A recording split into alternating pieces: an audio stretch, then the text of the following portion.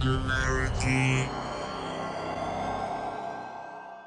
My name is Nicola, and you're watching Singularity FM, the place where we interview the future. If you guys enjoy this podcast, you can help me make it better in a couple of ways. Number one is you can write a brief review on iTunes, or number two, you can go to interviewthefuture.com and you can become a patron. My guest today is Faith Popcorn. Faith founded her futurist marketing consultancy in 1974, and the New York Times has called her the Trend Oracle. But according to Fortune magazine, she is the Nostradamus of marketing. Faith is a trusted advisor to the CEOs of the Fortune 200 companies and has predicted a variety of trends, such as cocooning and its impact on the COVID culture, social media, and the metaverse. She has been invited to speak all over the world and is the best-selling author of 4 books. Finally, to use Faith's own words, she is a Jew who grew up at a Christian school, a Caucasian who grew up among Asians, a 6th-generation New Yorker, and the adopted mother of 2 girls from China. So, welcome to Singularity FM, Faith. Thank you so much. I'm so happy to have you here. So after this kind of longer introduction, I usually like to ask my guests to introduce themselves in their own words, but in a sentence or less. So how would you do that? If we were to meet at a conference, at an event, or anywhere else, let's say we sit next to each other in an airplane, and I ask, who is Faith Popcorn? I would say the Cassandra of this era. And if you remember Cassandra... Oh, I remember Cassandra. She insulted Apollo, and he cursed her that she would be blessed with foresight, but she would be cursed that no one would ever believe her. And that is... So she foretold the fall of Troy, but nobody believed her. That is me. I foretold the fall of, meat, and I foretold the fall, so many things, that people would be staying home more, that people would be in revolt and angry, that women would rise. Film would be replaced by digital? I believe that people will be replaced by digital, eventually. I mean, okay, we'll get there. Okay. I was just trying to point out that I think I watched an interview with you where you were hired by Kodak supposedly in the 80s, and you told them that film would be replaced by digital. Yes, I was hired by Kodak to do we're always hired. It always starts at the future of pharma. This one was future of film, Coca-Cola, where it's going. So, yeah, future of film. We came back and we said, after many interviews and an endless methodology, the future of film is digital.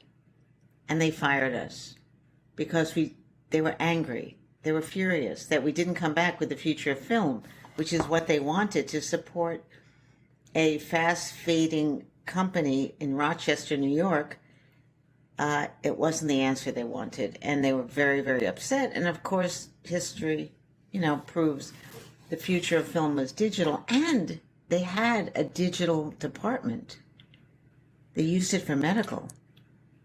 Yeah, of course. And of course, Kodak invented digital photography in the 1970s and sat on it for a long time. By the way, my wife's family on her mother's side is all from Rochester, New York. Oh, it's cold. So we've seen the impact of that kind of decision to ignore the future all over that community. And unfortunately, in many ways, Rochester reminds me today of Detroit. Just like, the car industry has the auto industry in Detroit has gone way past its peak now. Mm-hmm. The same, or maybe even worse, applies to Rochester after Kodak went It's bankrupt. sad. A ghost town, really, right? I mean, yeah, there's a great penalty to not listening to the correct, let's say, prediction of the future. However, in the business model, the person that didn't listen is often retired by then. So there's no penalty to the actual people or teams that go, no, that's not going to happen. So I have little examples like, like oat milk, the replacement of protein, by plants. Those didn't kill people. They hurt sales. But the big ones, like we came to Coca-Cola with a vision that bottled water was coming, and I got it environmentally because the water was starting to get bad. We always laughed in Europe that people drank bottled water, but here, we didn't. And we saw water was not as pure as it should be, and we said to Coca-Cola, you have the most beautiful purification systems for Coke. There's water in Coke. And they came back to us. This is a chairman at that time says, well, if we put, and I hear a lot of that kind of logic, if we bottle water, people will understand that there's water in Coca-Cola. You laugh now. I had to be polite and go, because one of the things, beside not believing Cassandra, chairmen are very good at not believing consumers, or not trusting them, or not thinking they're smart, even a little bit smart. And also, chairmen are very often surrounded, like Mr. Putin, with people that reinforce their lack of vision a lot of times. Because chairmen are really good sometimes at running companies and numbers and balance sheets and, where the ingredients are all this stuff, right? But they don't get out much.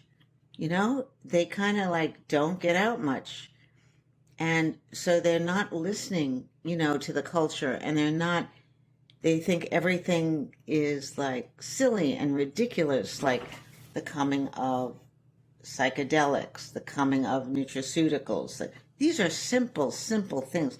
Nicola, I'm sure you saw these things too. But heads of companies or even middle people, they're more rewarded. We're like animals. We do like little, dogs, woof, woof. We do what we're rewarded for. So if we get treats, bonuses for not, taking leaps, and we get yelled at for taking leaps because they could be wrong, and sometimes they're wrong, we just go along and are extremely conservative about what we want to go out on a limb about.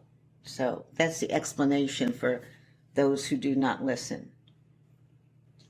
So what's the impact of making predictions that people don't believe, that come true eventually? True depression. Because that example with Coca-Cola you're giving, I think, was from the 1980s, I Right. believe, late Yeah. 80s maybe.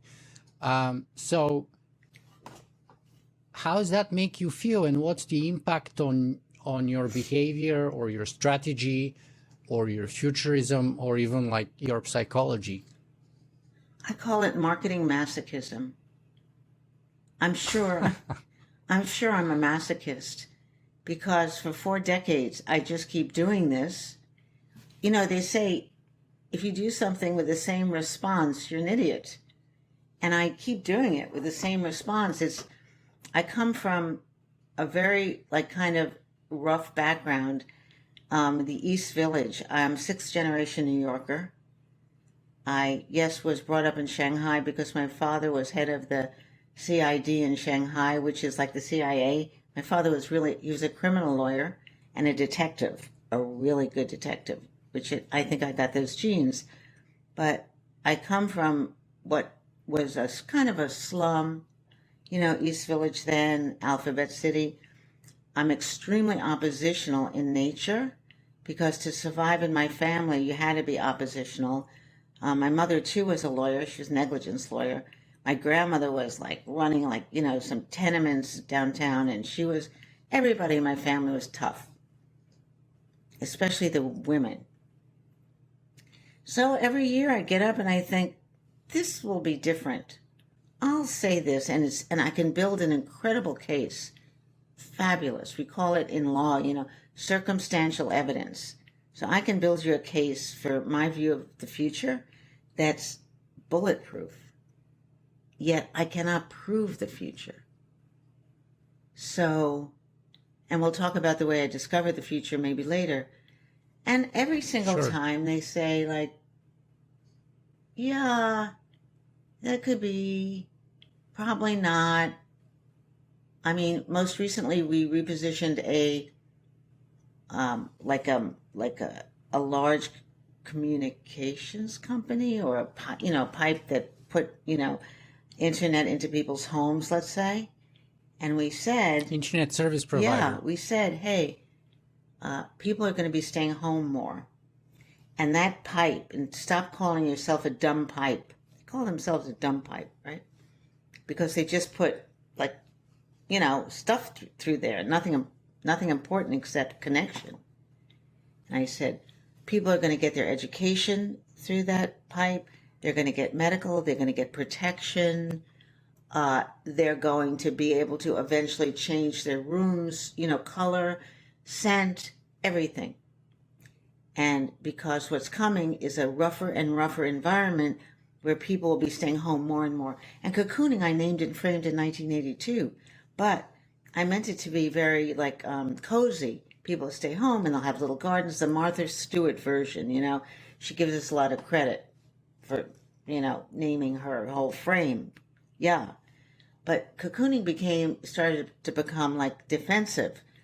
We want to keep stuff out. We want to filter air, filter information, filter everything, keep our kids at home.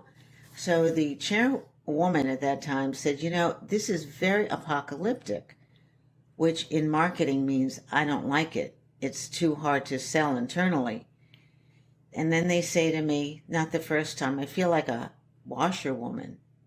Can you scrub this deck up so it looks a little bit more positive? So, I grab my detergent and I go back and I scrub it up, make it look a little nicer, not so scary. And COVID hit 3 months later. And then she called me and she said, over compliment, how did you know? I said, my view of the future did not change because COVID intensified, the timeline. You couldn't go out, so you had to move this a little quicker. It made it move faster. But it was the same vision. And we brought back the deck and they repositioned actually the company based on that. And that was that story, but it was accidental success. No, it wasn't like they believed it. So I have many experiments. I'll tell you the Campbell Soup story, my favorite guy, when you want me to. Okay, we'll come back to that, but before we jump into futurism, and I'll kind of put you on the spot and ask you to walk us through a couple of civilizational scenarios. But before that, I mean, people would be dying to find out, where does Faith Popcorn come from? Is it your real name? And if not, how did you get it? Oh, of course. That's kind of, I'm sure everyone would have this at the back of their mind. So why don't you walk us through that story and tell us? So when I first started my company in 74, I think I was the first futurist, really, in marketing anyway. And I was a futurist because I don't like being yelled at. As a matter of fact, I have tremendous aversion to being yelled at, having come from a yelling, screaming family. So I thought, if I predict the future, nobody can yell at me. Boy, was I wrong about that. But anyway, a couple of years after I opened, Fortune magazine called me, and they said, we want to come visit you and talk to you about what you're doing. And I thought, wow, well, I have no clients, so I better make up stuff. And I made up what I thought was going to happen about this and what was going to happen about that, and Eventually, that became a New York Times column, but not for years later. And these guys came up, and two guys, and they had pencils, honestly, and they were writing notes, and they said, well, we're here because we're fascinated with your name. I said, you came up here to find out how I got my name? You know, not what I'm thinking. So this is what I told them. I said, when my great-grandfather came here, he was an immigrant from Italy, near Lee Iacocca's grandfather. His name was Cornet, and when he came across on immigration, they used to call him Papa in the old country, came across, you know, in Statue of Liberty, they said, what is your name, sir? And he said, my name is Papa Cornet. I said, and I shortened it to popcorn, and that's it. They write everything down, and they printed it. Maybe that's why they never came back to interview me. But the true story is, I was a young copywriter working for an Italian art director, which was the model in those days. The art director didn't speak, he mainly grunted, and the copywriter wrote, you know, and it was my first job. And my name was Faith Plotkin. And he thought that was terrible. And he goes, Plotkin, how can I say this? This is awful. And he started to introduce me as Popcorn. This is Faith Popcorn. So I just changed it. I thought, that's better. Okay. And I went to AKA, you can do, also known as, which is a legal way to change your name without going to court. And if you're known by this name for longer than your actual birth name, it becomes your legal identity. So I'm Faith Popcorn, and it's on my passport, and the IRS knows me by this name. And that's the story of my name.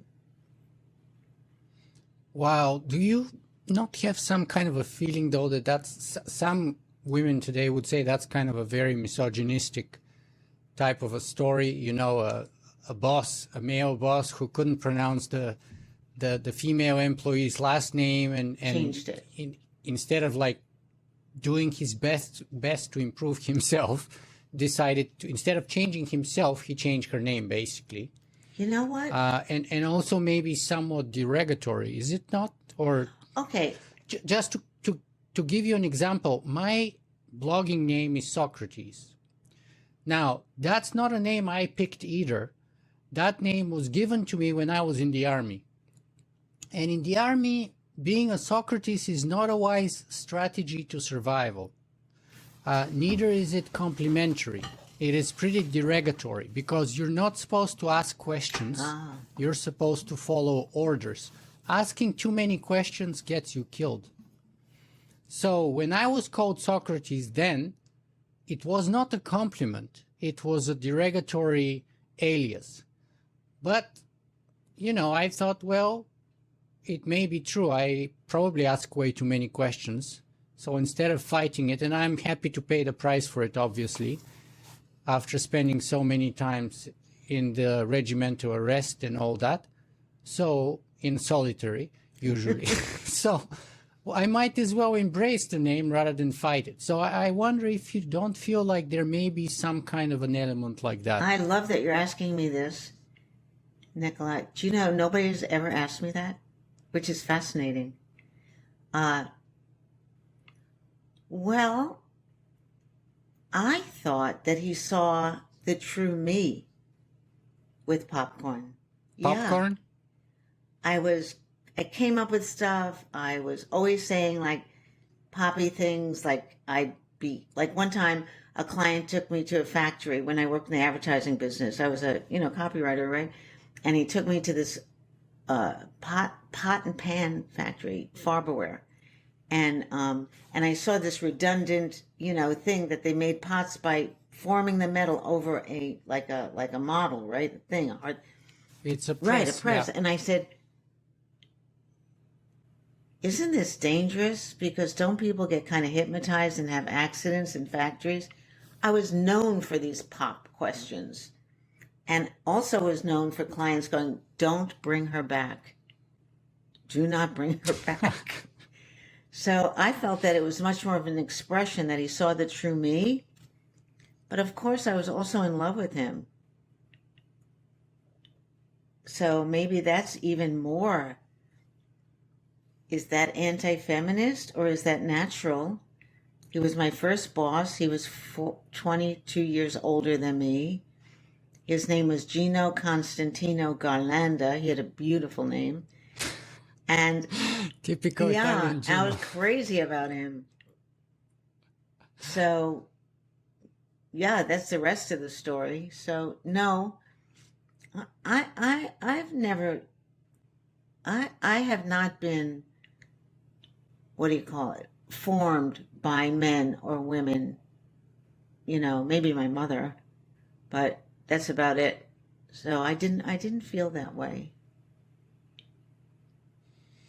Well, good, good. And I can see how, even when something is derogatory, it could still be true at the same I time. don't think it was derogatory. It was true. If somebody sees your true soul, and here's another story about Plotkin. I was a young woman. I was raised in the East Village. I went to jazz clubs. I didn't like that name. I thought it was heavy, Plotkin, right? So I had cards made up, and they said faith on them. And my phone number at the time, at home, I lived at home, right, was AL4 Algonquin 46222. So which is a beautiful phone number, by the way. And it said faith. And I would hand out these cards. Well, I was thrown out of clubs because they thought I was a hooker. So I've had worse stories about my name. So I don't know. And then my mother told me she was going to name me either Fanny or Faith. And I thought that was, okay, good. I lucked out with the Faith. Yeah. Okay. All right. So let's move on. I was just like trying to see if there's like sort of like a not a feminist angle on that or something out of curiosity, because one thing that we are going to discuss, and why don't we bring it up now, even like you're probably one of the earliest women in the field of futurism. And even today, what is it? You started in 1974. We're 2022. So let's say 48 years later, there's very few women futurists. And,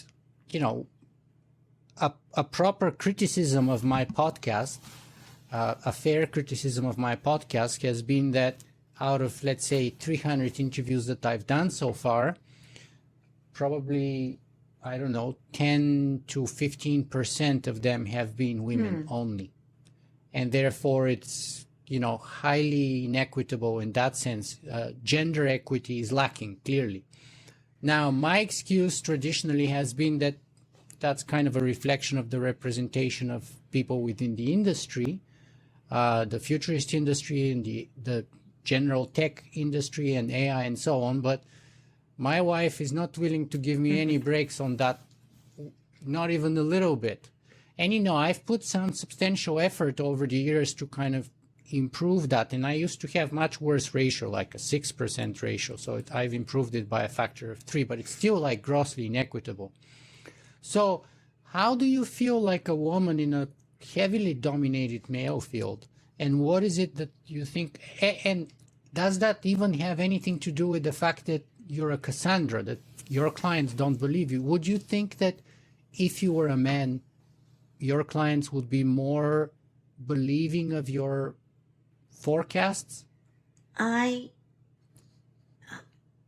Where's the gender is what I'm trying to ask here in a different way in futurism, and how have you dealt with it, and how do we deal with it generally as professionals in the field, but also as a society? Women are natural futurists.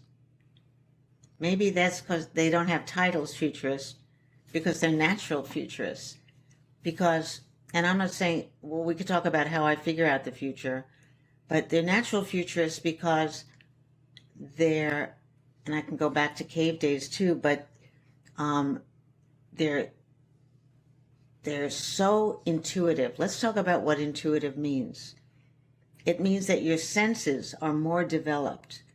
So when a woman, and you know this, I know you're a brilliant man, you've studied a lot, in the cave days when the men went out and hunted using one side of their brain. Men usually use right at one time, and then left if they can another time.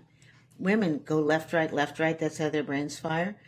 And the reason for that is they were holding the baby, they were making the, let's say, the food, but their peripheral vision actually is better than men's because they had to look for the lions and the tigers in back of them. So when your mother said, I have eyes in back of my head, I can see everything you're doing, there's truth to that. Women can look around and incorporate a much more, more of a 360 view. So I don't think women think of themselves as futurists. Maybe they don't have the title of futurists.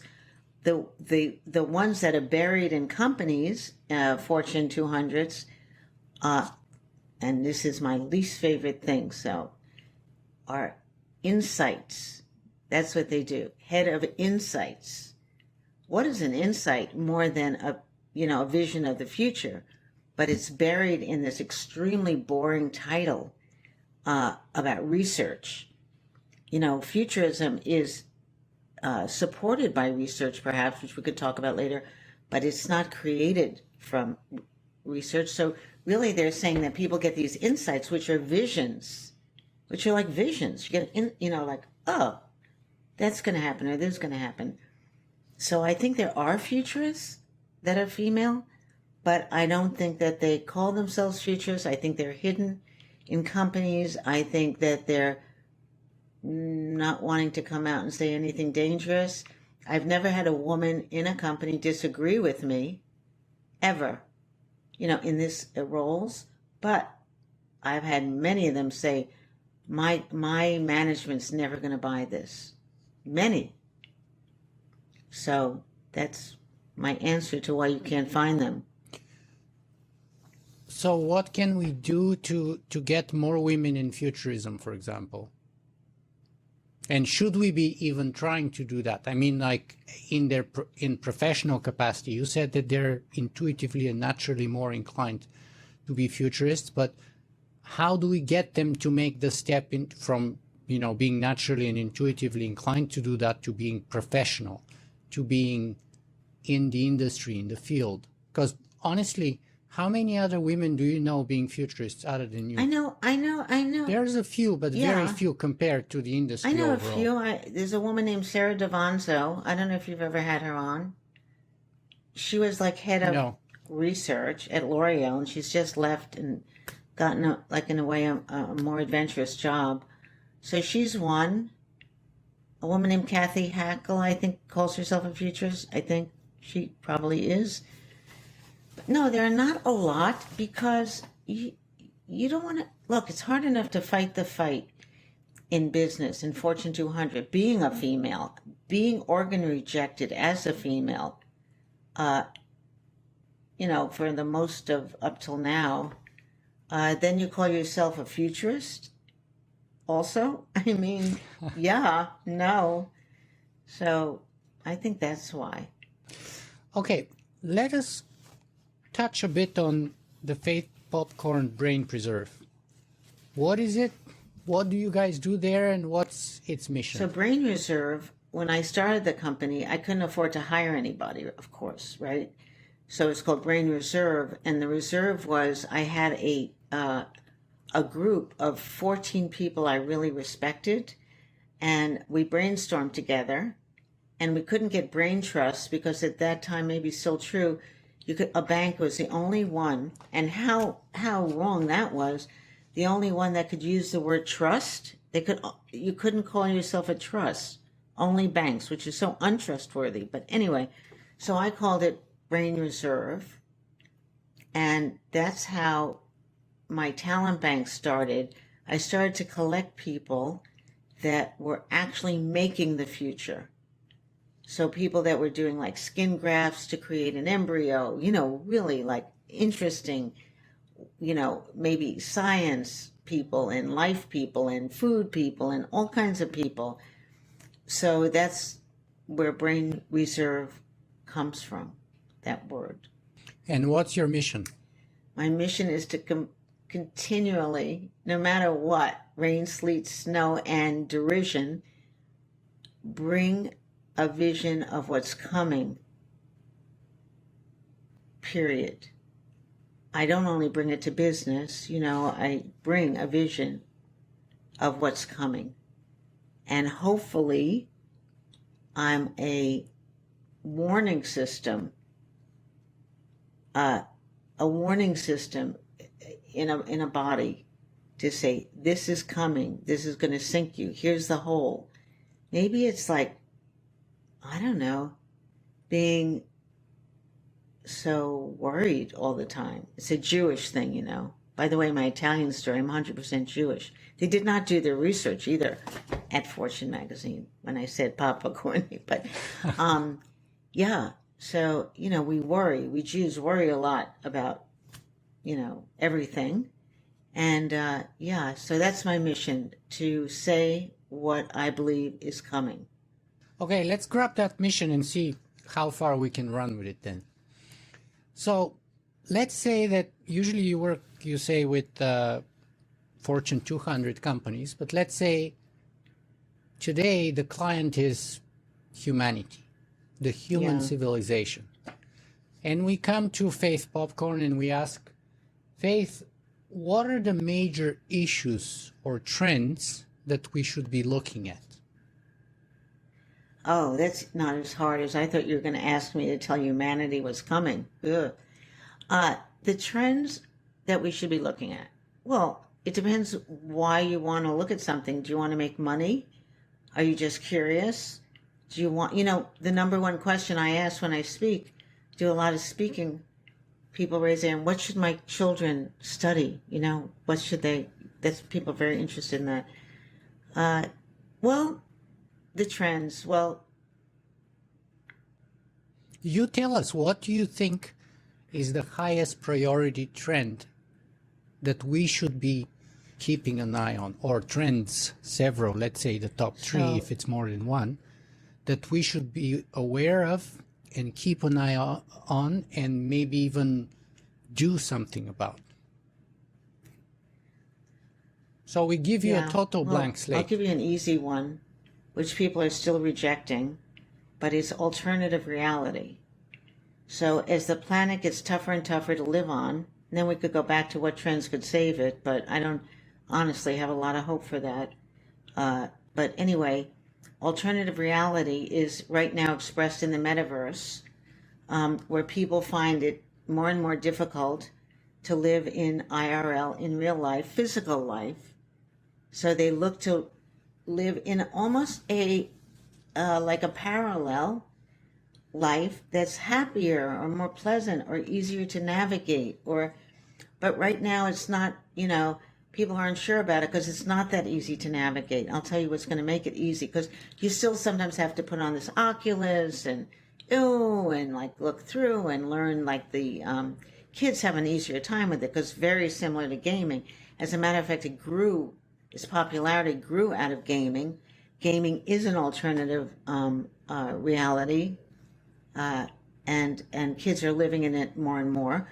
Soon we're going to have education in the metaverse, where your kid can jump into learn the Civil War by taking part in a civil war, and they can figure out what sides and what really happened, and actually they say gamify, but I'll say make it much more, history becomes more real. So I think we'll be doing that. We'll be treated in the metaverse. We'll be like, you'll see your doctor there. You'll go to concerts there. You'll meet significant others there. You'll be able to take on different, skins they call it, but like avatars, or who are you really? Like popcorn was just the beginning. I could have many, many different personalities and expressions. So I think that I don't want to call it just the metaverse because it's too small. I think alternative reality living is definitely coming, and then after that we could talk about that, uploaded consciousness, and that's another thing, that's end to death and things like that. But So do you think those are the most important trends that we should pay attention to? Two, another one is going to be, because identity is wrapped up in that, and a lot of things, But another one is if you were interested in trying to save this planet, and it's so funny, we say save the planet, we don't even hear those words. When you're saving something, it means it's on its way to the end. Otherwise, it wouldn't need saving. So I would say that goodness, which is what I tried to bring to Campbell Soup once, because they were the good company, and I thought that was an enormous vision, like one of my best. So why don't you tell us that story here then? My favorite chairman of all time, he's retired now. He was like, like, I took a picture of him once. He was reading The Road Less Taken. It was like a spontaneous photo. Nothing on his desk. That explained him. He was like out there, but seemingly conservative, wore a suit and very nice. And, he was like, very handsome guy and but he was out there. And he hired me to say, what's the future of Campbell Soup? I said, the good. You've had good for 100 years. The kids that go, Campbell Soup is good. I said, goodness is the thing that's coming. People want companies that are good. This is before all this stuff about, we invest in, we give to charity and we're a good company and we don't use bad ingredients and all that goodness stuff, which, by the way, most of it not true. But so I said, you really have the opportunity. And you can, we could have like soup vans go across the country and feed people. We could show that tomatoes are, anti-cancer. They have beautiful ingredients in them. We could take it out of the can, and my presentation was a bunch of soup cans with tomato plants growing out like vines. And I got Martha Stewart, before she went to jail, to say that she would work with him and help him and everything. And, and then his people were not so much in the boat. And they go, but Doug, suppose somebody in the company does something not good. And then what are we going to say? But he stuck with it. But then he got in a terrible automobile accident. I'm telling you, the powers are against futurism, because he couldn't execute this, of course, and they killed it as soon as he was out of commission. But he says now he thinks the greatest miss, in his career, not his fault. And I think it was one of the greatest visions in my career, that people would want goodness. And the reason, the reason I felt confident about this with him is he was good. This man, I can say that about very few people, was a good human. So I'd say that's another trend I think would save the planet, if we could find the goodness in us and become not a little less selfish, a lot less selfish and more good. So what year was that? That has to be 15 years ago, 18 years ago. Yeah, so early that 2000s? Was before, these various companies. Well, Ben and Jerry's, two guys I know, they were good. They were very early to do 1% for peace, donate. They were very good. And even when they were acquired, which I was very worried about, they were acquired by Unilever. And I go like, oh my God, the end of Ben & Jerry's. But they managed to keep their identity. And Unilever, I guess, understood that their identity was so pure and excellent, and kind of left them alone after a while and let them do their thing. So, but this goodness vision was early on. It reminds me a lot to Patagonia, which is my favorite company,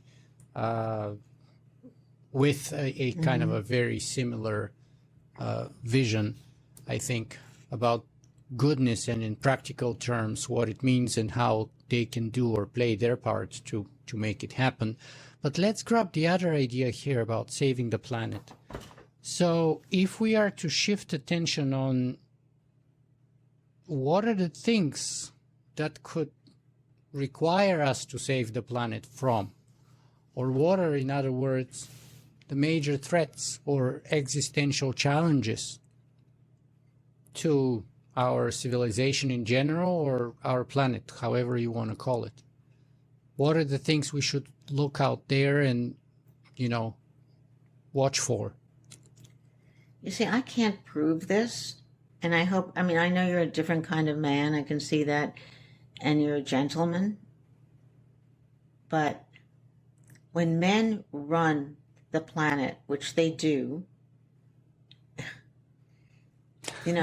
men like to fight. They get a kick out of it. They, as boys, they hit each other over the head. It's proven that men like this. And when you have men in charge of, winning everything, winning things they don't even want, just winning and winning, it's very hard to save the planet. Women, the birth mothers, Mother Nature and the birth mothers, I think would be more successful if they were in charge, because I don't think that they would want to send their kids into war. I think they have natural maternal instincts, many of them, not all of them, toward children. They couldn't bear, I don't think they would be bombing schools with children in the basement. They couldn't. It goes against their psychology and their actual DNA. So I think that would be a start to get more women, running things. That's where I would start. Well, so you're making the argument that some people have made recently that, for example, countries that have been run by women, like whether it's New Zealand, whether it's Taiwan, etc., had a much better outcome, whether with lower mortality rates, whether with lower infection rates, whether with lower economic costs during the pandemic. For example, countries that were run by women fared much better off. And I think there's a lot to be said about that. I totally accept that, especially for some of those cases. Now, Scandinavia, maybe also a few other good options, like whether it's, I think, Finland, whether it's a few other countries there. But maybe Iceland was another one of the examples. I forget if they're run by a woman right now or not. But then we also have the opposite examples. We have Margaret Thatcher, who started the Falklands War. We have Madeleine Albright, who said that the embargo against Iraq, which resulted to something like, I forget, 250,000 deaths in children for the duration of the embargo due to the lack of medical supplies and stuff, was a cost worth paying in her mind. What about Golda Meir? Also pretty tough girl. What about Queen Elizabeth? Yeah, she was in a... I'm willing to give her a much bigger break, what about Queen Elizabeth? Speaking. Yeah, because she was in a tougher spot, and you can make a much more bigger argument that it's a fight for existential survival, right? Whether Margaret Thatcher was fighting for her political survival. And, before the Falklands War, her popularity has tanked, and the polls were showing she's not going to survive, politically speaking. She started the Falklands War, and boom, her popularity exploded. Because men were voting for her. Which is why, men were voting for her. Yeah, Pardon? Killing people. Yes, and they loved her nickname, which was the Iron Lady, right? So she was famous for being tougher than the guys in the room. But look at Queen Elizabeth, the colonizer, the perpetuator of slavery. I'm fighting on your side, but I'm saying in general, because are these really women? Are these really women? Or are they infused with testosterone and ideas? Because according to Freud, which I'm not. I think like there's a lot to be said against it at this point. But this idea of penis envy, that women really want to be men, they want to have penises. That's their, that's the, what do you call it? The idea of power, testosterone, penises.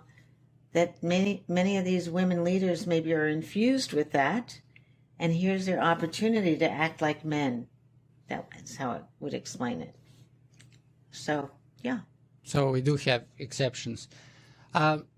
Anyway, let's go back to the trends and to futurism. So what is futurism in general, and what is what you refer to as applied futurism? So futurism in general, like we have 17, we call them trends. I would call them truths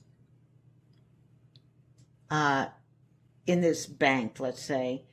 And each one explains a different part of what's going to happen.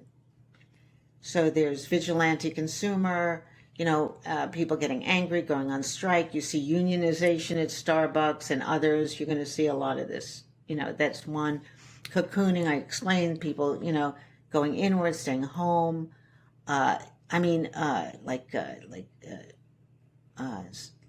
Anchoring, which is spirituality. You can see 17 visions. If you put it on your face in an oculus, these 17 holes, you would see, and I broke them out like that so people could understand them better, because if you give somebody a whole picture at once, it's very difficult to absorb. So I broke them into pieces, put on an oculus, you see the future. That's what my vision of the future, is.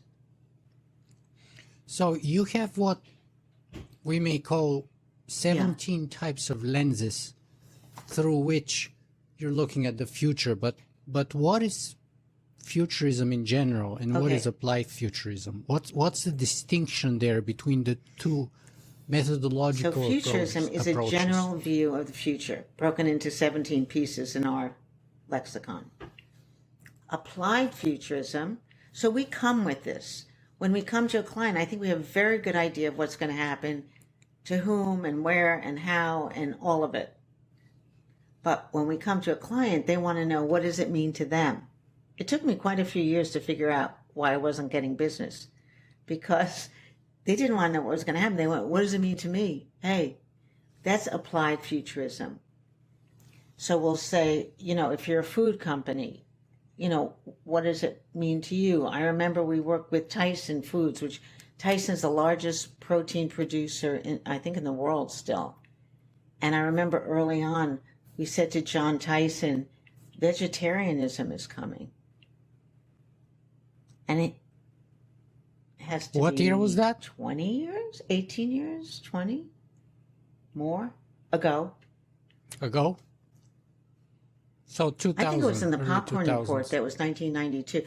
Popcorn Report, which I didn't want to write, and I just hate this idea of packaging things, so it's packaging what I do. Popcorn, because it makes it so unfluid. As soon as you write it down, you can't dream on. So vegetarianism is in the Popcorn Report, 1992. So that's why I wrote those books. Yeah, it benchmarked what I was 30 saying. years ago. Right? So John Tyson, bless his heart, he goes if you're going to talk that way, Miss Popcorn, maybe we shouldn't be working together. That was a curse word to him.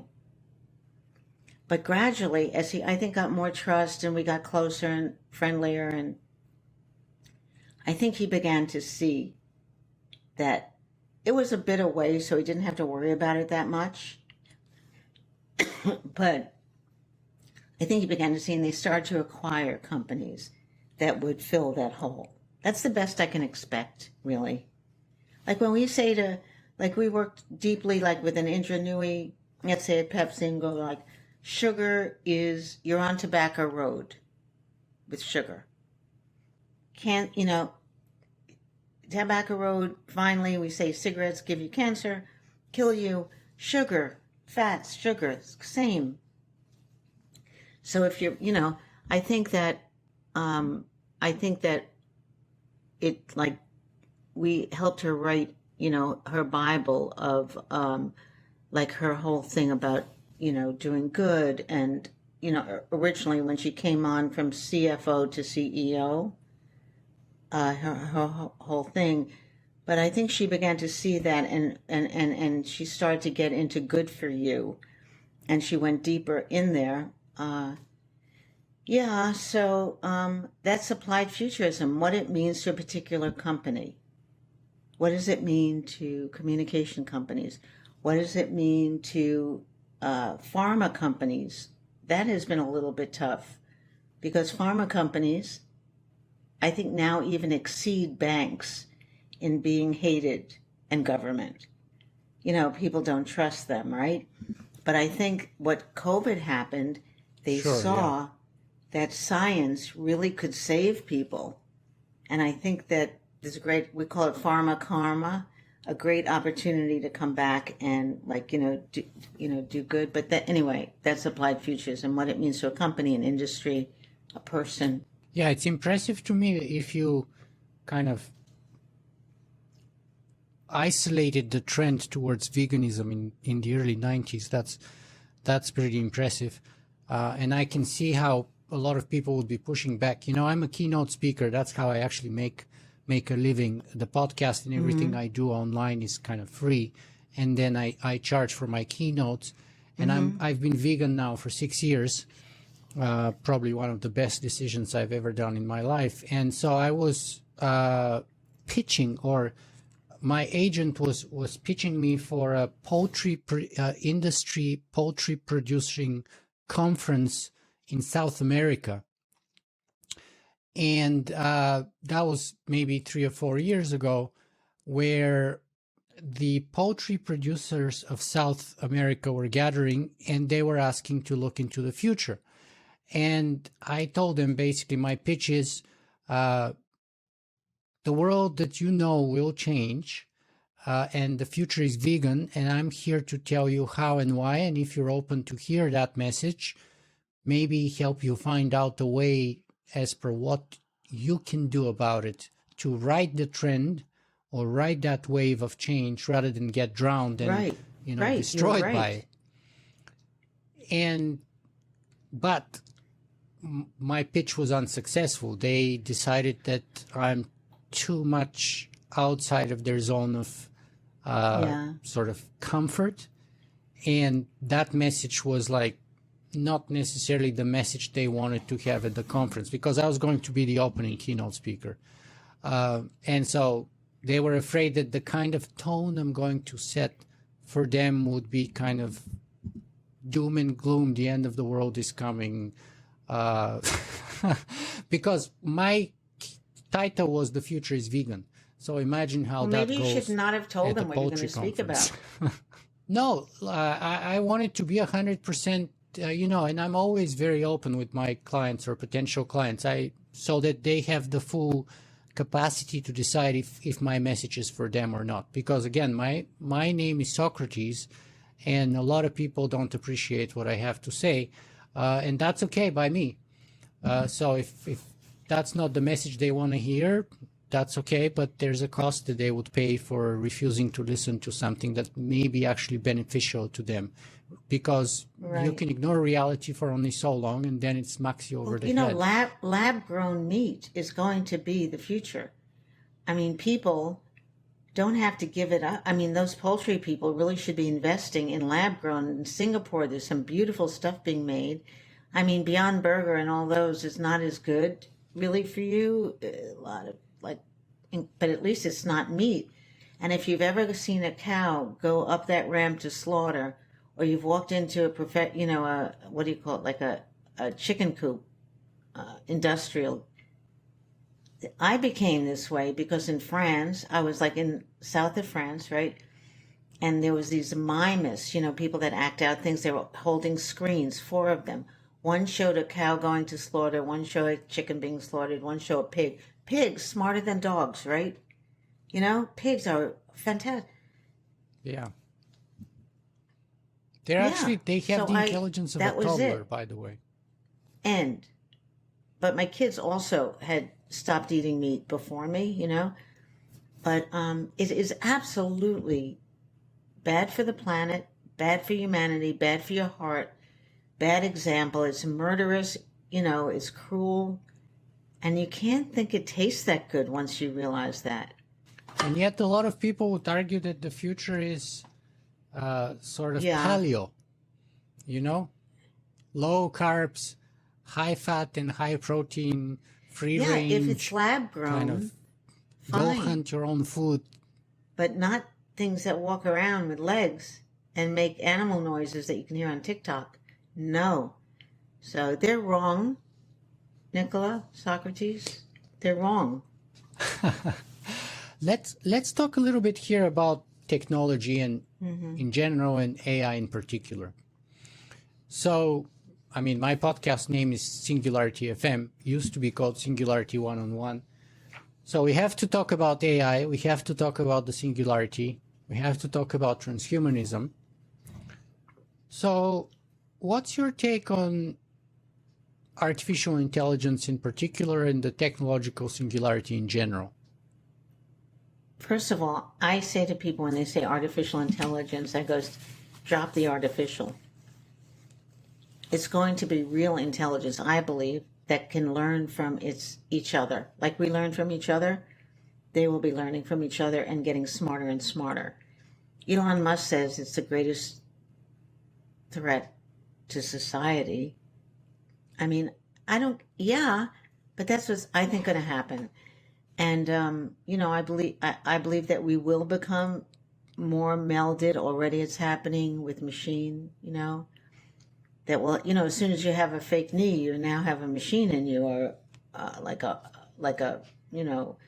pacemaker or a artificial anything, diabetes release system in your body. You think it's going to be. I'm severely short-sighted, so I can't literally see without my contact lenses. But soon your contact lenses won't have to be a lens. That's going to be over in about 5 minutes. And, now you can have your eyes fixed to some degree, but soon you're going to be able to, look into a screen or something and they'll be able to adjust it, or swallow a little bot something and it'll be fixed. Or, your spine, walk in, say, like spine rejuvenation done. All this medicine where there's blood and cutting, I think is going to be soon regarded as, oh my God, remember when we used to cut people open to take out cancer? Like, so primitive. So, I definitely think that that's coming. So you think that AI is coming, and you think that you said, Elon is right when he says it's the greatest threat to humanity, but yet somehow you're not worried. It doesn't seem you're worried about it. I make myself sleep better at night because I say, I'm just the messenger. I'm just the messenger. I have to tell myself, I'm not making the future. It doesn't matter what I think. It just matters that my mission is to say, what's coming. It's the greatest threat to humanity as we know it, but humanity is changing. We're evolving. Suppose we thought, like, if dinosaurs evolved, into birds or whatever, or people, or that they shouldn't have. They should have stayed that way. We're in a constant state of evolution. So I think humanity is not going to be 100% human the way we think of it. And I think intelligence will be boosted. And I wrote about this in 1990, brain chips. We worked for a large technological company. It was actually a military company that had things in the air that, could see where to bomb. At that time they were using radar and, and we said to them, you know what? Place a chip in a child's tooth. It's a grandma present. And we did research. A grandma would pay at that time, so 1990, $5,000 in $1990 to buy this chip. Put it in your grandchild's tooth, and those things could locate your kid if he was snatched. And they could do it. And do you know what they said to me? No, we're not going to do that. I go, why? They said, so they didn't argue that people would want it. Their argument was the first kidnapper that comes along and rips somebody's teeth out to find it, yeah, unlikely. There would be bad press. So every large company can spin decisions and leading to bad press like nothing. If they paid more attention to making good stuff instead of thinking about what bad press they're going to get if they put in advances. And that thing never happened. They put it in sheep because if sheep wandered, there's a chip in your dog. I think today pets are chipped, but not in your kid. Chipped. Isn't your kid important? Yeah. So they'll put a chip in the backpack. Well, how many kids lose it? Put the first thing a kidnapper does is throw out the phone, throw out the backpack. Well, what about privacy concerns and stuff like that, and the fact that the, quote, kidnappers could use the same tech to locate the victim rather than to help the police or the parents to find the missing child? Yeah, then we shouldn't have computers because, of geolocation. I mean, yeah, but it's the job of the people that invent this to try to, to put up the right kind of walls around it. Yeah, do those walls work, though, historically speaking? It doesn't seem like they have in the past.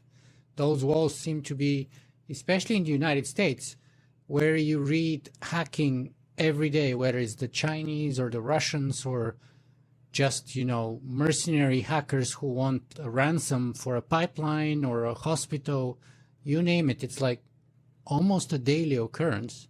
And there's huge criminal organizations that are literally specializing in that. So don't work on the walls. Don't protect your children. You're working on the wrong thing. Work on the walls. Not saying that you shouldn't do this. Anyway, think about this 40 years ago. No, So, I don't know. Sure, yeah. Yeah. So going back to AI, though, what's your timeline? When do you think we should be seeing that kind of an AI that Ray Kurzweil talks about, that Werner Vinge talks about, that many of the futurists talk about, and that, have divided the world? People like Ray Kurzweil being on the very optimistic side, saying that we would become one with the AI. That's kind of the idea of transhumanism, perhaps the merger between men and machines that you were talking about, that if you have an artificial knee, you're going to be like them, and eventually we're going to have neuroimplants and cognitive enhancement and all of that. But then you have people like Elon Musk, who is paradoxically a big investor in many of those AI companies, but also Bill Gates, Dr. Stephen Hawking. The late Dr. Stephen Hawking made headlines around the world by saying that the birth of AI could be the end of humanity. So, as we know it. Well, that's the matter of interpretation, right? So some of those people meant very literally, not as we know it, but very literally the end of humanity. Even Steve Wozniak and Bill Gates have made proclamations to that effect, but especially Elon Musk, right? So literally, he says that AI could be the greatest danger, more than nukes, in his own words, that could literally be our extermination. Extermination or evolution? Or I think in a TV interview, he said it was like trying to do in those horror movies where you're trying to kind of revive or recall the evil spirit or something like that, and then everyone gets killed by it in the horror movies, right? So that's what Elon Musk likened AI to. So that's very literally our death in his view, not some kind of a in sense that, as we know it. It's very literal death. And your question is, when is that going to happen, or is it going to happen? No, my question is, where do you stand on that debate between the optimists like Ray Kurzweil and the pessimists who say that could be the end of us, and what's the timeline, regardless of what the outcome could be, what's the timeline that we could expect AI to show up in the Hasn't picture? it shown up already? Well, we have had AI everywhere. The argument that perhaps I would make is that this is what we would call narrow artificial intelligence, which is to say it plays chess, it plays Go, it redirects your cell phone, or it has some very specific narrow application in a specific field or realm, which is not generally applicable outside of that specific realm or field, which it is designed for. Whereas general intelligence would be able to not only play chess, but to drive your car, to drive an airplane, to take care of your grandma, to babysit your kids, to be a companion to you when you're lonely, to be your BFF, to listen to your confessions, and give you life advice, all of this, to replace humans in all of those other functions. I think that I know you're on the side of it's much later. I think it's sooner. I think it's not incremental. I think there'll be jumps, like everything we think, at this rate, it's going to take 60 years, 100 years. Maybe we say that to make ourselves feel better. I think it's going to be faster.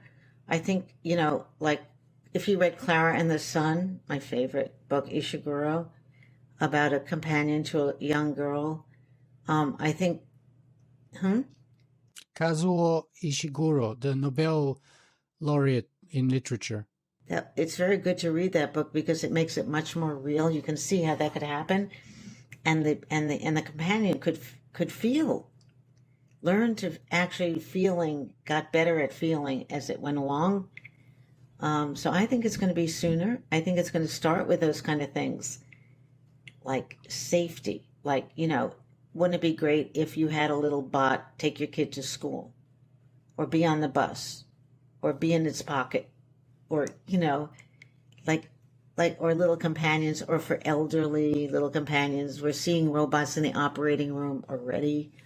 Actually, they're so much more accurate than human doctors. So as soon as that, I think that's how it's the frog in the water.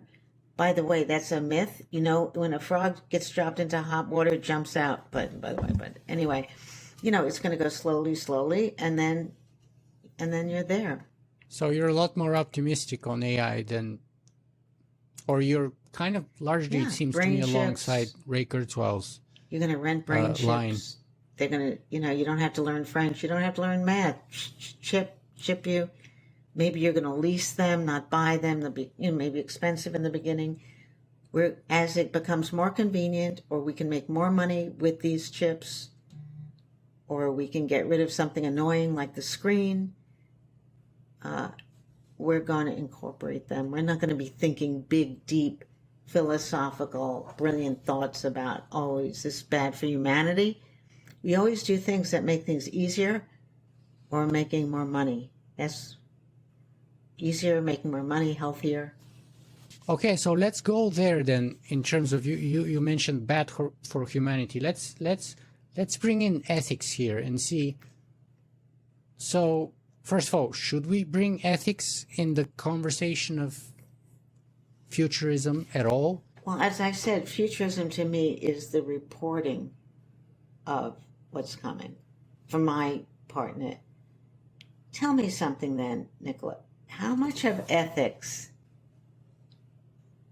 and soon you might morph over to religion, even worse, but how much has ethics influenced our decisions?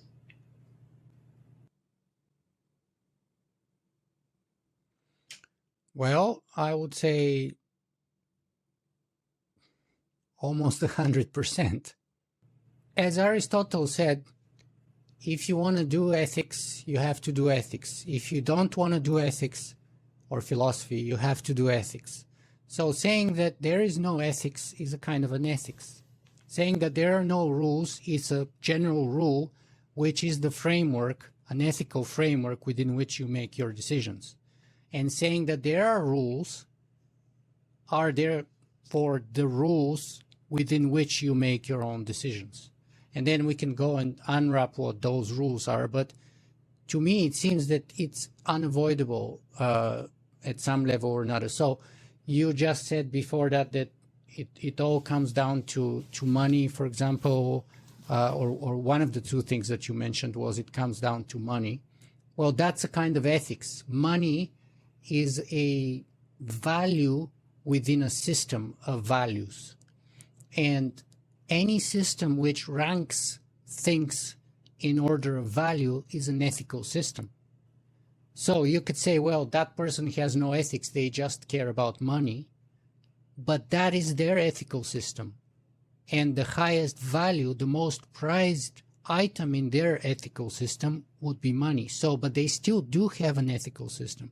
And if you say, well, it's spirituality, or if it's their personal fulfillment, or if it's like their children's welfare, or what have you, those are all their own respective ethical systems. And so therefore, to me, it seems that it's impossible to avoid, because every time you have to make a decision, you have to rank and prioritize out of several options.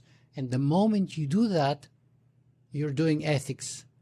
The only choice you have is it explicit, where you actually properly weigh all the opportunities within a kind of a methodological ethical system, or you do it unconsciously and implicitly without any awareness, and you just proceed. But either way, it's unavoidable, I think. And that actually brings me to a question I have for you, because you said I'm a futurist, so I'm about what's coming. This is where I want to push back a little. Philip K. Dick, I think, said once that if something is inevitable, it doesn't mean that we shouldn't resist it. And another way of putting this is that kind of view of the future. Let's say something is coming, whether it's a technology or a trend or an occurrence, an event and stuff like that. Let's say Cassandra predicted Troy would fall. That's an event. Kind of brings this kind of inevitability and lack of agency. And what I want to push back with as a philosopher is like, well, are we helpless observers or are we active participants? And my answer to that is, I want to, and that's been kind of at the core of my work for the last 17 years, is I want to inspire people to stop being spectators and to jump on the arena and become participants. And therefore, instead of having a passive spectator role, to embrace and take responsibility for an active one. Instead of letting the future happen to you, trying your best, even if you fail or when you fail, trying your best to proactively create the future. So you tell me where you see futurism in your role within that kind of reasoning, because you see, and that's one of the reasons why I don't like to be called futurist, even though I am being called, and I even call myself occasionally when I have to sell my keynotes. But first and foremost, I'm a philosopher and an ethical philosopher, because to me, that's the starting point. It's not about, is it the future coming? It's about, is it a good future to me personally or a bad one? Is it some future that we can steer towards a better outcome or a worse outcome? Say, take global warming. We know it's happening. It's a scientific fact. You cannot argue with the science about it. We know the rough timeline. And so the question then is, do we do something about it or we don't? And how much? And what should we do about it? And those are all ethical questions. But the trend may be coming if or what we do about it is how we can sort of position ourselves with respect to the future and eventually, hopefully, steer it at least, if not shape and create it entirely. So even though I say like I report it, I have tried to change it. I would say I've laid myself down, in companies to say you have to, hire more women, you have to promote them, you have to take your hands off their neck. You have, diversity, I hate that word. Every time they package with a word, you don't feel the hurt anymore. You know what I mean? So, people tell me they can't find any like black people to hire. They can't find it. It's just amazing. And like I go, let's go to Howard University. My partner in the business, Tiana Holt, brilliant, black. I mean, we listen to that together and go like, we could have this whole company filled with black people in about 10 minutes. Smart black people, brilliant black people, courageous black people, but there's such a resistance. So we're always trying to do that. I was on Pepsi's case for 25 years. You want to keep employees? Bring childcare in. And finally, Indra, practically on her last month at the company, put childcare into purchase. So yes, I try to interrupt, if you call it ethical structure. I try to interrupt the future, getting Tyson to make things other than, things that have faces on them, let's say.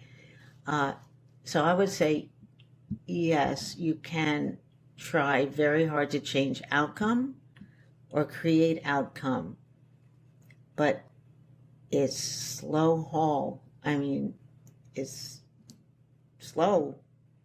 Yeah, of course, we're influencers. We people come up after and go like, help me get a job, help me get out of this company. I said, I didn't come here to free the slaves, but I'll try. I'll try to this whole revolution we're having, I don't know what you think about it, but this reason not to come to work is we let the workers out of jail, and now, because they worked at home and they had a very good time, they worked hard. They work hard. People work hard at their jobs, but they like to be with their kids, and they grew their gardens, and they cooked, and they did all these things. You think you're going to get them back so easily?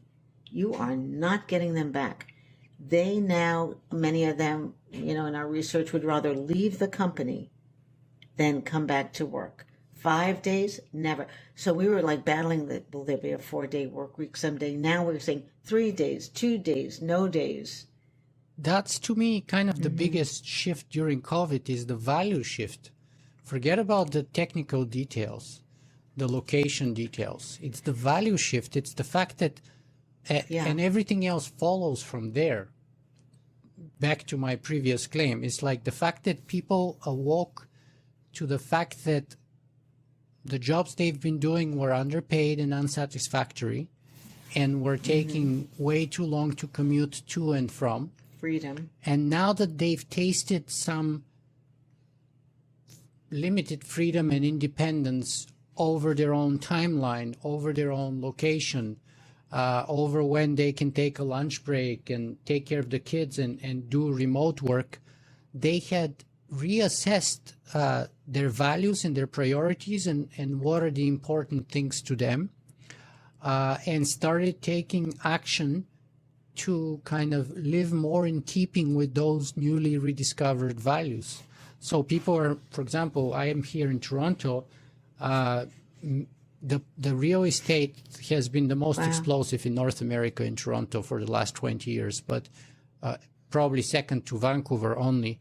But, in the US, the real estate crashed in 2008, 2009. In Canada, that never happened to begin with. And now we've had an even bigger boom than you guys. And, of course, if you take all the construction cranes in all the major metropolitan cities in North America and you add them up together, the number is lower than what you would see just here in Toronto. But the point is many people are moving out of the city, and the real estate values have increased tremendously in the suburbs and even places that you drive 1 or 2 hours away, in farms and smaller communities and stuff, because people have rediscovered the freedom of not commuting and having their own kind of dream or peace or location and working from there, and moving away from the hustle and bustle of the city. And they started placing value on that and spending time more with their family and their kids. So the biggest change in my books has been one of change in values, and change in what is really the priorities that people rank their life within. And that's why many are not willing to do the jobs they used to be willing to do, or not for the money that they used to be willing to do them for. And they're not willing, not as many people are willing to drive an hour and a half each way every day to a job that's probably underpaid. Right? So to me, that's the biggest shift. And that's why I say that the biggest change is human not in behavior. technology that we're observing in humanity, I would call it, generally even. So the biggest changes that we're witnessing and that we have witnessed in the last 20 years, it's not like social media or, Google and what have you. It's a change in humanity. So when you're talking about a change from, in real life to the metaverse and virtual reality and stuff like that, I say, or augmented reality, which is, the hybrid reality between real reality and sort of interposed layer of virtual reality on top of the real reality, I would say that's nice and interesting, but the deeper change and shift is the change and shift in humanity. Because what happens is first we change the tools, and then the tools change us. And then our values change. And then that process keeps happening. So to me, as a philosopher interested in human beings, the most interesting changes are not the technical ones, but are the human changes, human shifts, and those are best reflected in values. The Zoom. Okay. Of course. And the technology gives the opportunity for that. But the technology was invented by us. So we were the drivers. We are the change agents. It's not the technology. And just like we invented one kind of technology over another, therefore we have the agency, we can use the same technology for multiple applications which are mutually incompatible or exclusive, and thereby determine the future outcome of our civilization. So even the same technology, I grew up in the Eastern Bloc, behind the Iron Curtain. I was 14 years old when the communist world collapsed in 1989. Actually, I was 13 years old. Anyway, we had the same trains and planes and crappy cars and black and white TVs, not of the same quality as you guys, but roughly the same technologies that the West had, but we used them to build the dictatorship of the proletariat, as we were told. Whereas in the West, you had what was called, a parliamentary or representative democracy. And so the same technology, but different outcomes, because the major choices are the political, they're not the technical ones. The major choices that I claim make a difference in the human civilization are never technical, they're all political. Just like you can have nuclear physics, and you can use it to build nuclear reactors to create energy, or you can use it to create nuclear bombs. That's really optimistic. I mean, you make a beautiful case, and I would want to believe that, we're going to be in charge forever, and, our goodness. Oh, I didn't say forever, but at least for now, we are, at least until the AIs are as smart or smarter than us. I think we are. Right now? No, I can't. Would you disagree with that? I wouldn't disagree with that now. Because it's interesting. But I will, of course, disagree with that later. I think one thing you're not thinking about, maybe you are thinking about it, but if you had a technologically uploaded leader who was, that could go to evil or good, right? But who's more capable and smarter and can think better and can rule people better and can, get people around him or her, probably him, maybe, I don't know. It will right now, I think you're right. We're in a midpoint or a lower point to technology taking over. But I don't think we're headed that way towards humanism. I think we're headed toward a technologically driven or mixed with humanism future. Well, we are already a civilization of technology, and we cannot survive without it. So if you kill the technology, there will be massive death and destruction. Billions of people would not be able to survive. We're going to shrink probably by a factor of 10, if not 20, in terms of how many people we can support on our planet, simply because it's the technology that has allowed us to procreate and have like 7-8 billion people. And otherwise, people are coming up with estimates of maybe 200 or 300 million at the most. So we are already a technological civilization, but I'm still, and maybe that's where you're assessing me or putting me in the optimist camp, is because I still think we can make a difference, and we can steer, at least, if not reshape and change, but at the very least steer, and maybe even crazy enough to shape the future in a better direction than it seems to be shaping right now. Because if you look at the science, perhaps one could make an argument that global warming is inevitable. Others have made an argument that AI is inevitable. Others have made an argument that mind uploads are inevitable. I personally don't see any of those as fully inevitable, and especially inevitable in their application, in their unique occurrence. So you can have, as I said, the same technology, but how it's applied. Yeah, but we're only this group here. You know, other people have different motives. So I have one thing I want to say about companies, let's say. Okay, so the Great Escape. But how are these companies going to maintain the hero worship of the companies we work? I work for Unilever. I'm so proud of it. I work for P&G. I work for Campbell Soup.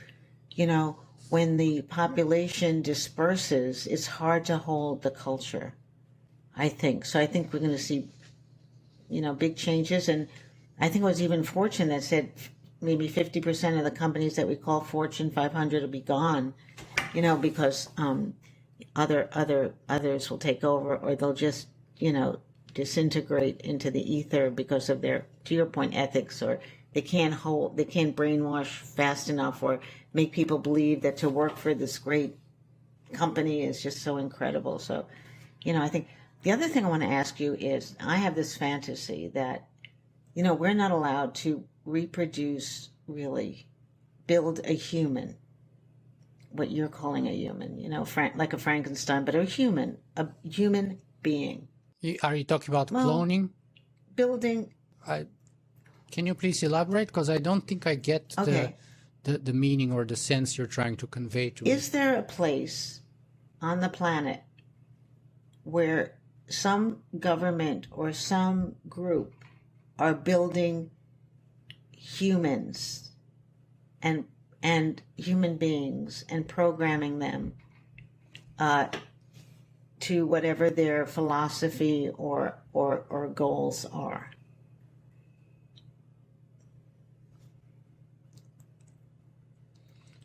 Well, it depends on what you mean by programming. I mean, propaganda is pretty good at programming. Just look at Russia.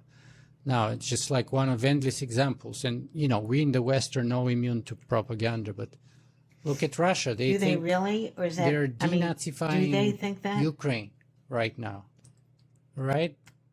Well, a shockingly large number of people in Russia do that. And the examples are particularly shocking with, let's say, there were a number of examples. The BBC was interviewing people in the Ukraine, and there's this girl saying, my mom in Moscow doesn't believe me that I'm being bombed because she tells me that the Russian soldiers are coming here to liberate me. So that's a conversation between a daughter and a mother. Another guy was saying, my father, who is in a monastery in Moscow, so he's an Orthodox priest, tells me that I'm being liberated and doesn't believe me when I tell him that the Russians have destroyed our village and have killed half the people, the civilian people. So I'm talking So about clearly the programming. propaganda works. I mean, yeah, right? technological programming. Yeah, Well, but I'm talking about isn't that the kind of talking about programming? building a human race. Sure, I get it. I know what you're talking about in terms of programming. When you say like programming a computer, right? You're talking about building a whole human from the ground up and Yeah. programming it like a universal soldier kind of idea or what have you.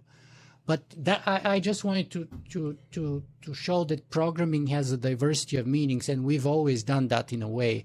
Education is programming, propaganda is programming, books are a way of programming. So we program and reprogram if this is the hardware, the software inside is being programmed and reprogrammed from the moment we're born until the moment we die. But in your sense, specifically in the technical sense, so the answer is yes, I'm sure people are trying to do that, but we're nowhere near close to it, I think, because I've interviewed, for example, Miguel Nicolelis from Duke University, and he was one of the first people who put a brain implant at the Rio Olympics for this quadriplegic to use an exoskeleton to kick a ball to start the World Cup, for example. And he connected monkey's brain to all kinds of devices, or to rat brains to communicate remotely with each other over the internet. All those incredible experiments. He's an absolute skeptic about this whole idea. He says we don't know anything remotely close to what we need to know to be able to do that. He told me straight up, the singularity is not near, it's entirely bullshit, and mind uploading is not even remotely close because we haven't gotten the foggiest idea how to do it. And brain simulations, we can't even, according to him, those are all his words. We cannot even have the most remote simulation of a human brain. So far, the best we've done, if we accept it, is like, let's say, cat brain that is being simulated for a few seconds. And to do that, we've used like supercomputers that run for months and months at a time. And in his definition, even that's a misrepresentation, because that cat brain was not really a representative simulation of a proper cat brain in his estimate. Now, I'm not a neuroscientist, so I can't weigh that specifically and say how truthful or not, but it's curious to me to observe that some of the people at the cutting edge of that technology are the biggest skeptics about those claims. It's just like, Tom Watson's computer took up a whole building, right? And they go, it can never be smaller, it can never do this, it can never do that, because they're not smart enough to crack it. Maybe we have to infuse the brain with a few more, or open it up and think better. But I don't buy the people. I notice this in companies too. The people that are in the making today cannot make tomorrow. They're missing something. So I know they're saying that they can't and they don't and it's far away. And it makes everybody happy too. So that's that's good. But I don't think so. I think we're just not smart enough to do it, or the people that have done it don't want to expose it.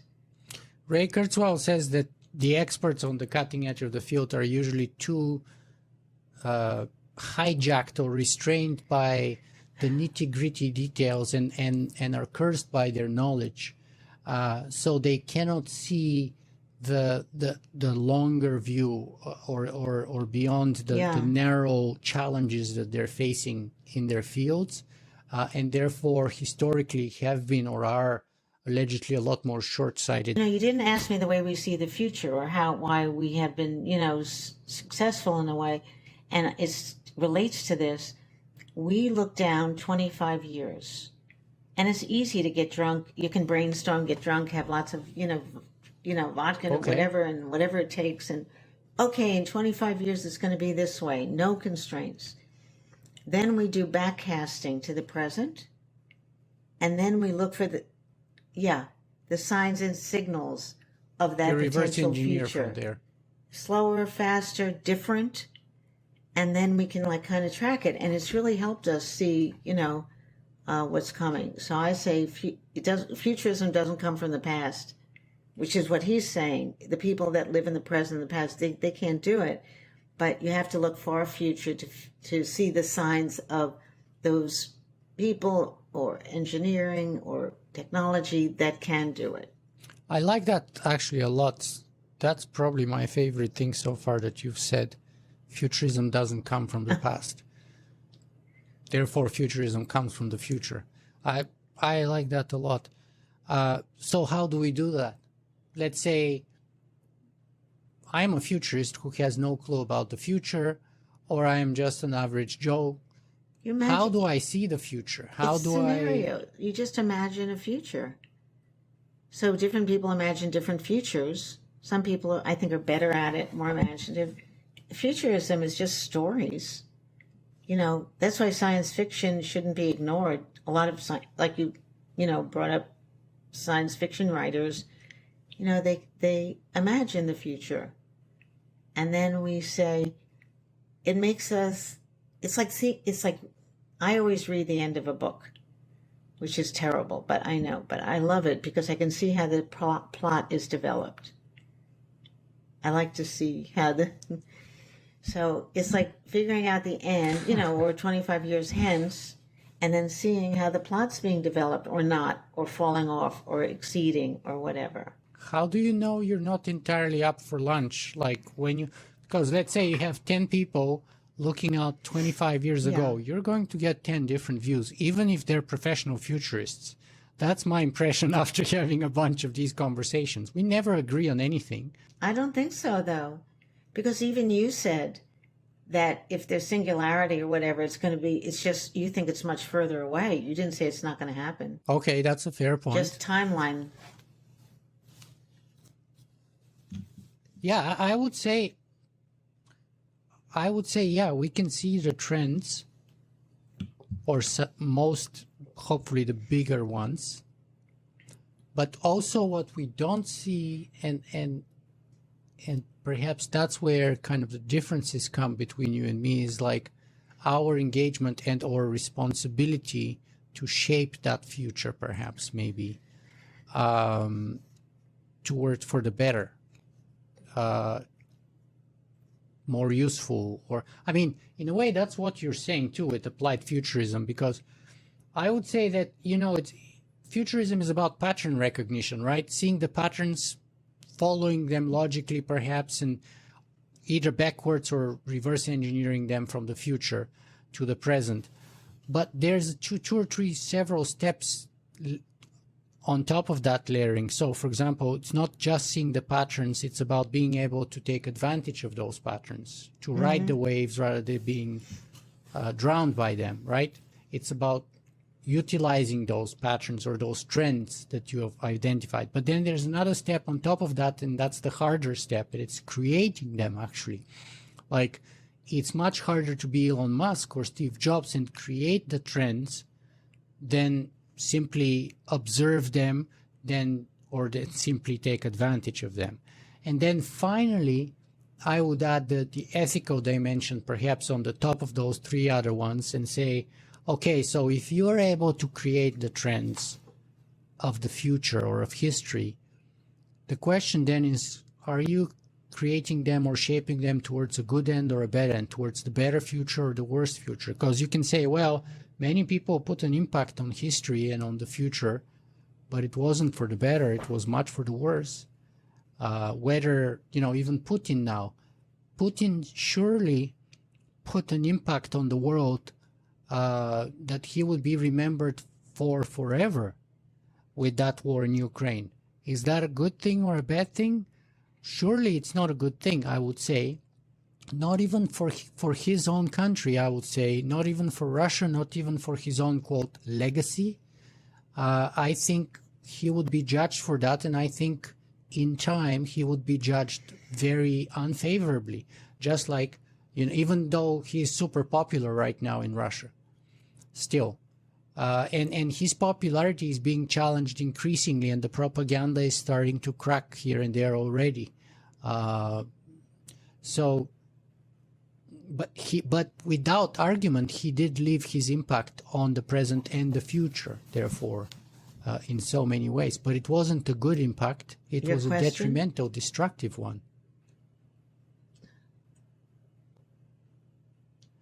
No, I'm just saying that's the difference between kind of observing the trends and naming them, then writing them, I then don't think it's shaping fair that them, you say we don't and then shape finally them because I say layering we're on top. observers.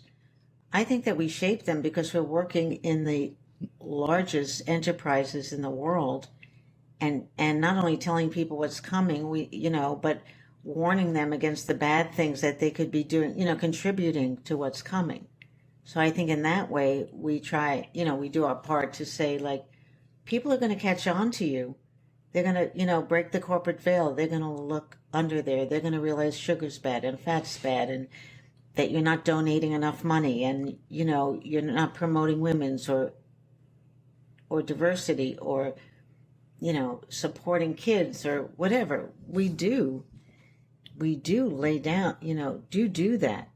But I'd say our main... Yeah, and you do have a history of like warning Kodak about the future of film being digital, Coca-Cola about bottled water, or the way that these companies are constructed. We have predicted revolutions in companies. To say people are restless and unhappy, especially women and men of color. They're miserable. So we sensitize, I guess, maybe management to look at these things. However, I think our main purpose is to even like jump over this now and look even further as a system, like I told you, a warning system. That and we're not. I don't think we're. Maybe my ego is too small. I don't think we think of ourselves as a changing system. I think we think of ourselves more as a warning system and leave the changes to the people that are creating, like, future destruction. Example, like we work with a big company that makes a lot of plastic bottles. We were hired to say, how can we change this? How can we help this? And it's pretty complicated, but etc. And we came up with some very interesting innovation. People that were working on like tubes to capture it. I mean, all kinds of things. But let me say this. They don't want to do it. Why? Because it says it brings too much attention to the fact that they make so many plastic bottles. There's a lot of considerations in politics and fear of change and a lot of things and reasons why people fail to acknowledge or embrace or do anything about your predictions. And that's why you started with, you opened up that in a way you're like Cassandra. So, that's a very fair way of putting it, I think. I think it's been a couple of hours now since we started our conversation today with you. Let us bring our conversation here slowly towards the end. And first is, where can people find more about you and your work? We have a website. I have a podcast called Jolty, which, it's not the size of yours. And by the way, you'd be very invited if you feel like jolting our audience. It's things that jolt you and make you like sick. Like you go like, oh my God, like jolty. So we have that. I have that with Adam Hanft.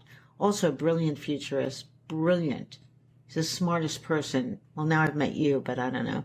He's the smartest person I know, actually, Adam Hanft. So that's one way. I guess my website, and I always answer, I answer anybody that writes to me. So they write to me at faithpopcorn.com, and I answer them. So far I've been able to do that, and like that, or beam me up, I enjoyed this conversation. I'm wondering what's the best way for us to wrap it, and I always give the last word to my guests.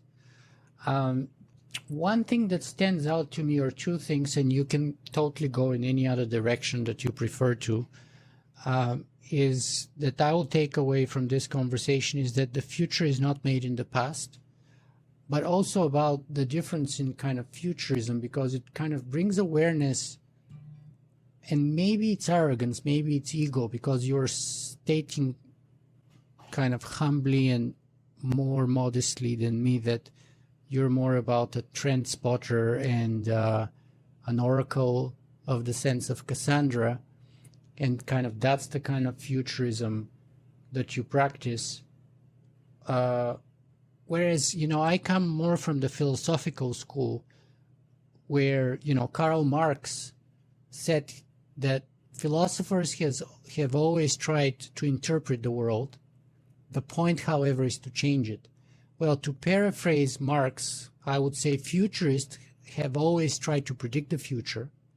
The point, however, is to create it in the best way possible. So that's kind of, and maybe it's my arrogance or lack of modesty, which is why I'm writing the book I'm writing currently right now on rewriting the future story, the human story.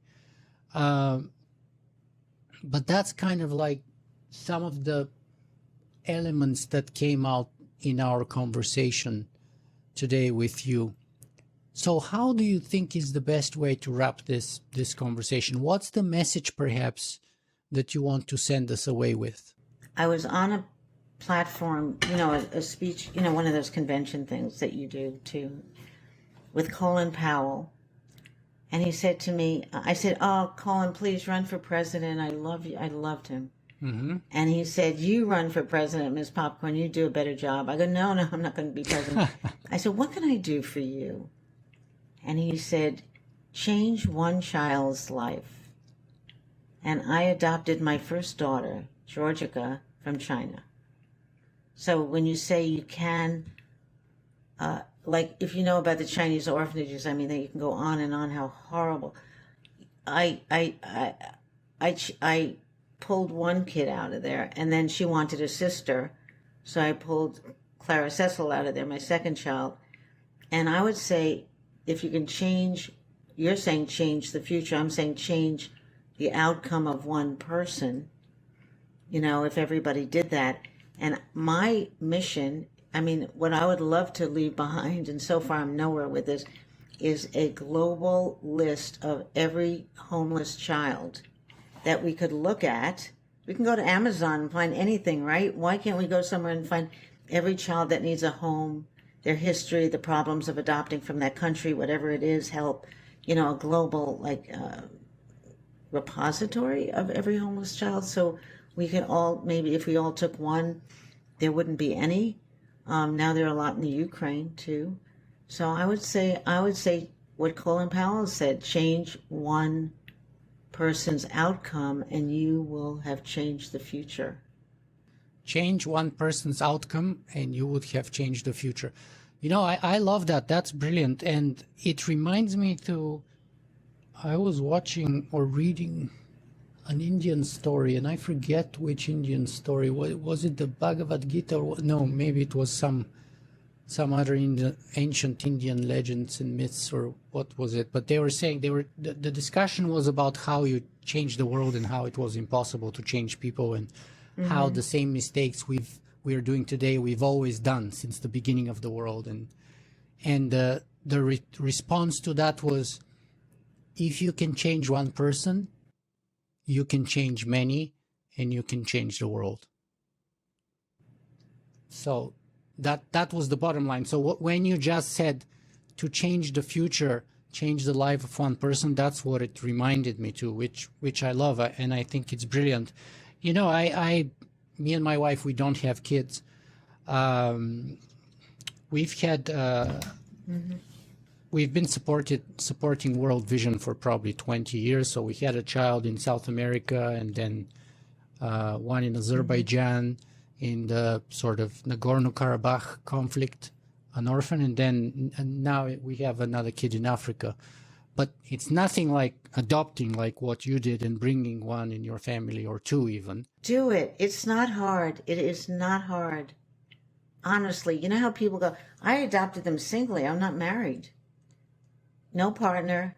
Maybe it's easier in a way. You don't fight about anything. Just make Yeah. all your own mistakes. But, I can't tell you. I see what you're like. And, one thing I can see I feel I can see in there into you. And I'm telling you, you will be a wonderful parent, and you will climb a level. Not because you saved the kid. You see, I thought, oh, I'm saving a Chinese kid. I grew up in China. No, that kid saved me. And that child will save you. And 2 will save you twice as much. Or 5. Wow.